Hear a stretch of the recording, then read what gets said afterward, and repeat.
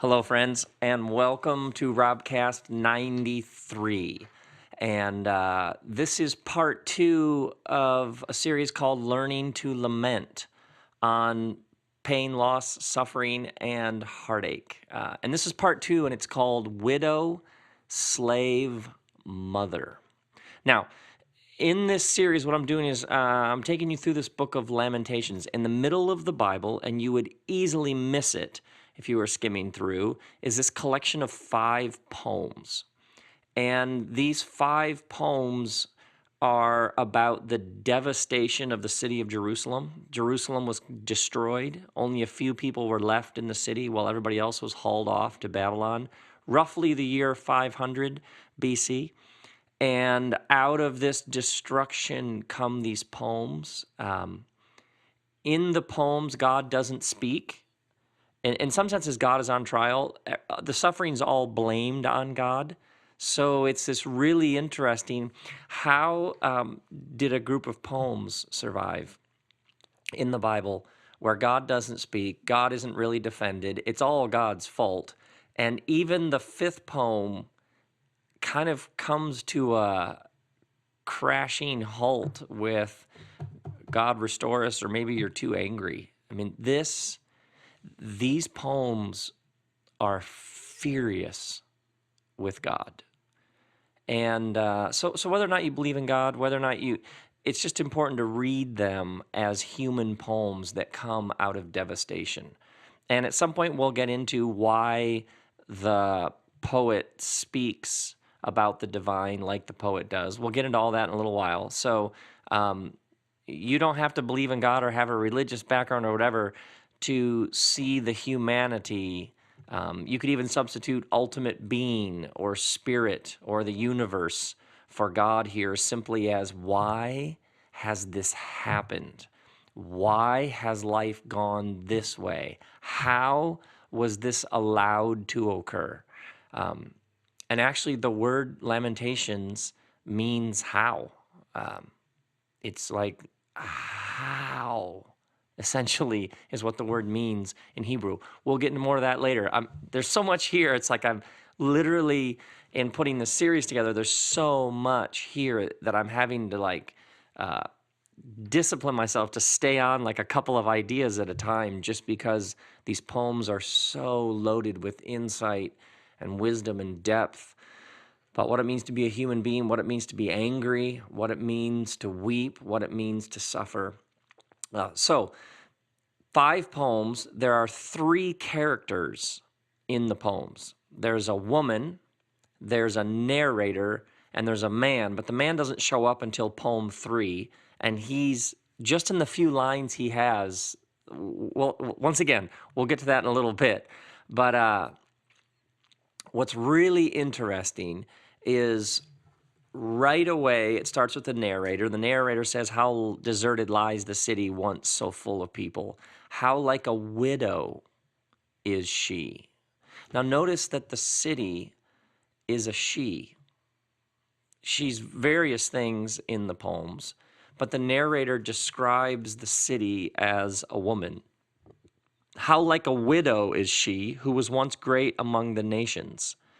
And then next line, she who was queen among the provinces has now become a slave.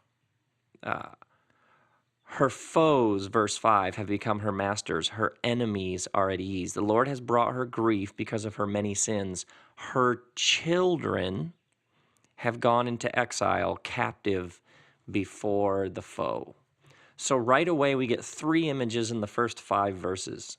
She's a widow, she's a slave, and she's a mother. So we've only had the narrator's voice so far.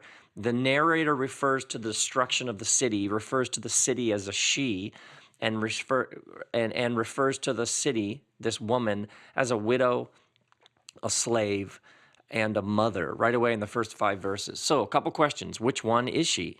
How can a city be a slave? How can a city be a mother? How can a city be a widow? Who was her husband? If she's a slave, who bought her? How much did they pay for a city? How much does a city cost? If she's a mother, who are her kids? Who is the husband? Who are her parents? How can a city be all of these things at the same time when she can't actually literally be any of these things? Because cities aren't she's, they don't have gender. These questions are ridiculous, right? You're with me, right? Those questions I just asked are absurd. If you apply a certain kind of logic to them, they fall apart, and yet they're true. And not just true, they're more than literally true. Here's the thing.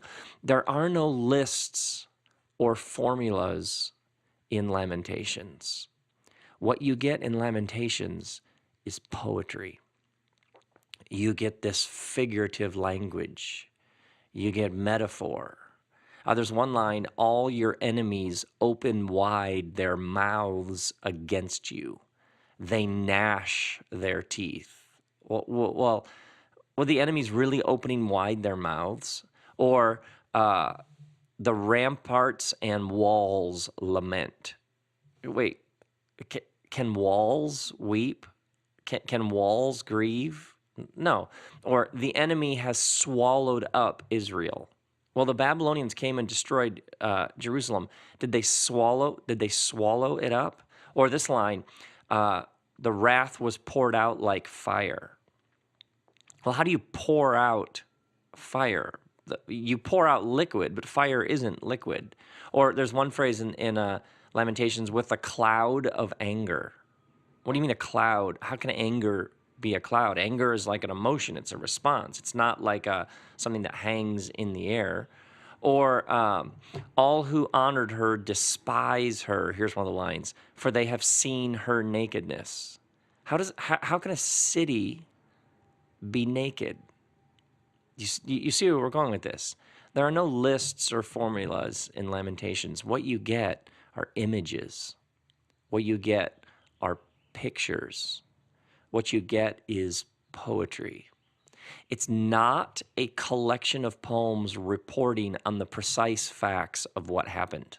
It's not like there's like a report, like a spreadsheet. 317 people had their eyes gouged out while the eyeballs dangled from the sockets on 132 of them, which, yeah, it's a bit gross. I mean, it doesn't say like 611 people ate their young. 412 fathers buried their infant daughters. It's not a reporting of facts and figures. What you find here are images and pictures and associations. Why? Because when you suffer, literal language often fails you. When you suffer, literal language often fails you. What you're left with are images and pictures and associations. Enemies opening wide their mouths. She's like a widow. She's like a slave. She's like a mother whose children have been ripped away from her. What you have here is the narrator takes something people would have been familiar with. A widow who's lost her husband, a mother who's lost her children, a slave who's been bought and sold. What the narrator does is take an experience people would have been familiar with, they would have seen, and says, the destruction is like this. The devastation is like that. What the narrator does is take experiences people would have had and places them side by side with their current pain and says, it's like this.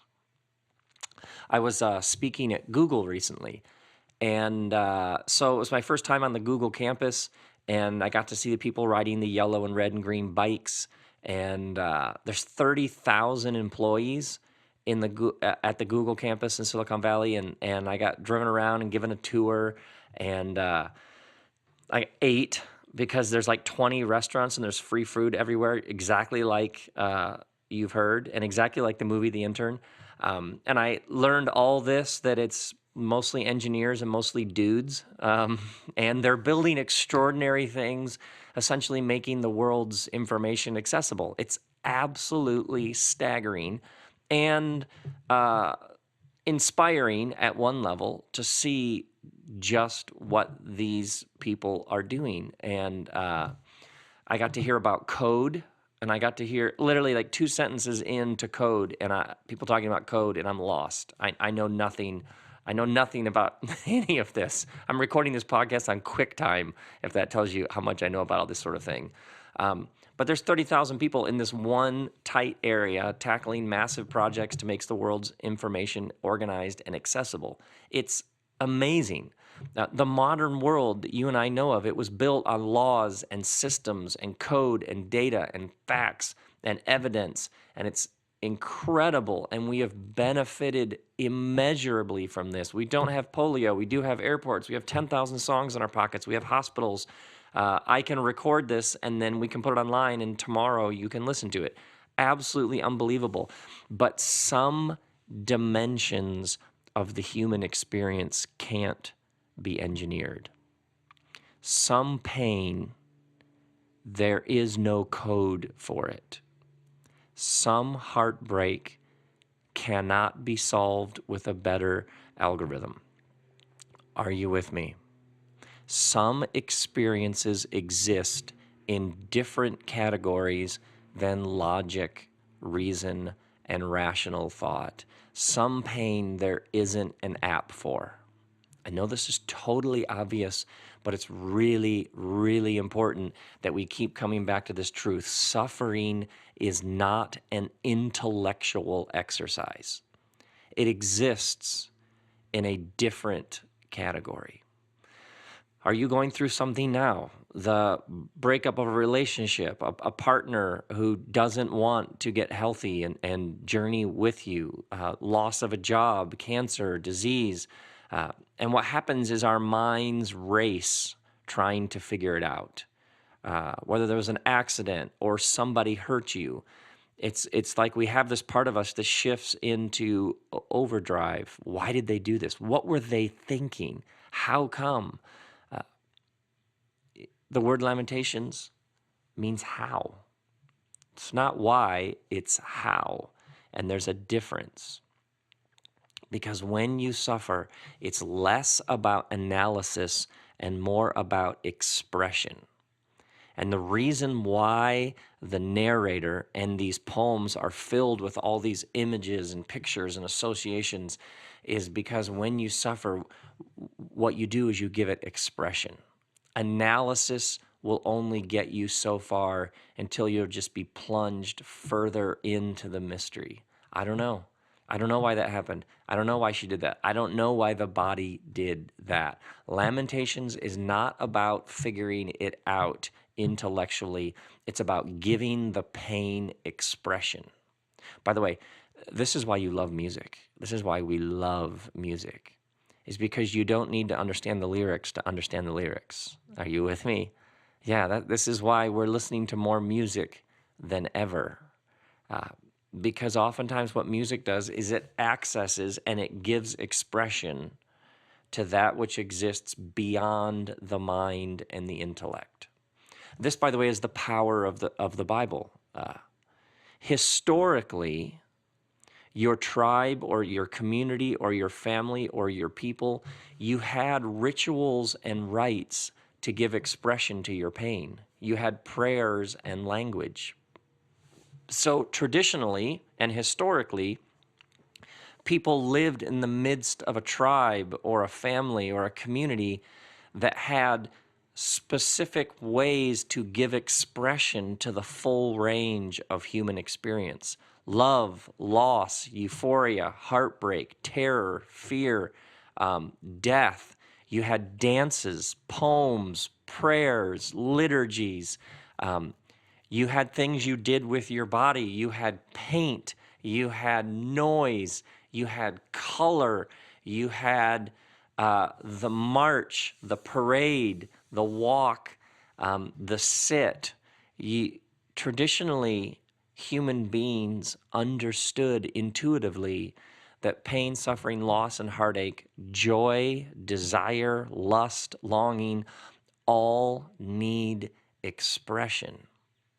And what has happened is that you and I live in a modern world in which millions and millions and millions of people do not have communities and do not have rites and rituals to give this sort of expression. So we're having these experiences and yet don't know how to give it expression. In synagogues, they literally once a year, there's a time when they read the book of Lamentations, and everybody comes and you acknowledge and grieve everything you've lost over the past year.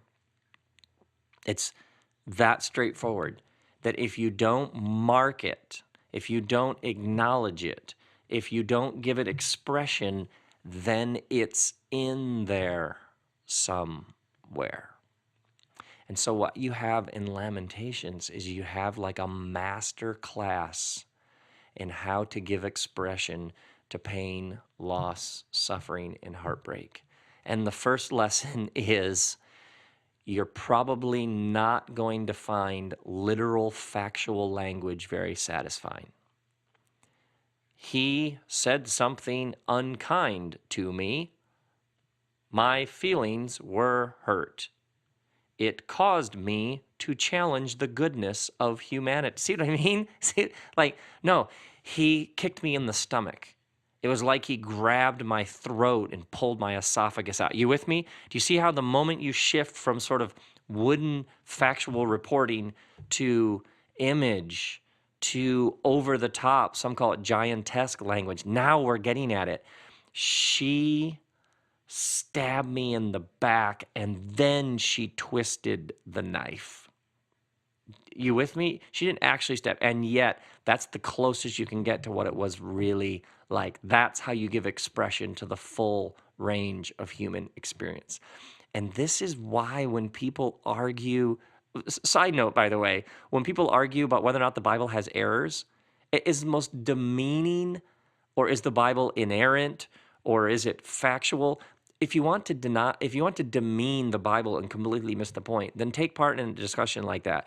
This book is after something way, way, way more profound. It's working to give you language for your experiences. And that language will often be metaphor, figure, poetry. That language will often be over the top. It'll have innuendo. It'll have blood dripping from it. You with me on that? Because this book is going after something much, much, much deeper than whether or not there are factual errors. Talk about missing the point. In Lamentations, what you have is a masterclass in how to be human. And central to being human is the very real suffering we all go through, the pain that's all around us all the time. So sometimes I'll hear people say, do you think spirituality is relevant? I'll be like, what? That question is so insane. What world are you living in that you don't know anybody who's in pain or who's confused, who's overwhelmed, who's under the grip of worry and anxiety and stress? Right. It's all around us all the time. To have a spiritual path is simply to acknowledge that what you are experiencing needs expression. And we live in a world that is starving to give expression to that which hovers within, the highs, the lows, and everything in between. And it begins when you move from just reporting the facts to finding the images and the metaphors and the language for how it really feels. So let's end this personally. Why did she make that decision? I don't know. Why won't he get help? I don't know. Why did they break your heart? We don't know. Why won't she listen? I don't know. Why are they supporting that candidate? I have no idea. Why won't she consider another perspective? I don't know. Why did he break up with you? I don't know. And if we did know, it would just move the mystery down a layer. I don't know, neither do you. We may never know. Why are people cruel? Why are people morally bankrupt? Why will some people step on whoever they need to get what they're trying to get? I don't know. You and I could come up with all sorts of explanations. We could look at their past. We could see how maybe they had been hurt somewhere along the way. We could talk about the power of money and fame.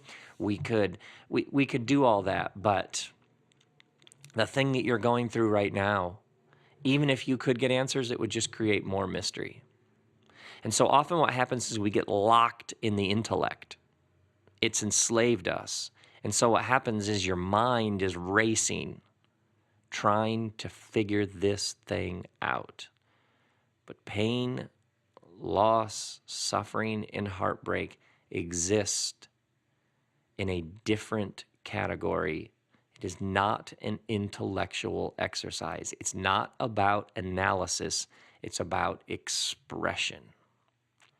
So whenever you ask those sorts of questions, you come from a long line of people who have asked the same kinds of questions. Lamentation means how.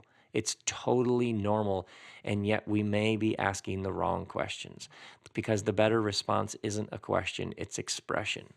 You feel it. You get it out. You rage if you have to. You listen to music loudly. You get angry if you need to. You go to your favorite restaurant if you need to. You're grieving. Let yourself grieve. You're lamenting. Let yourself lament.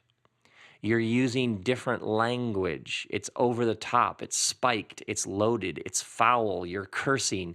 You're in some sort of poetry, but it's angry, fiery poetry. Yes, of course. Yes, give it expression. Grieve it. Lament it.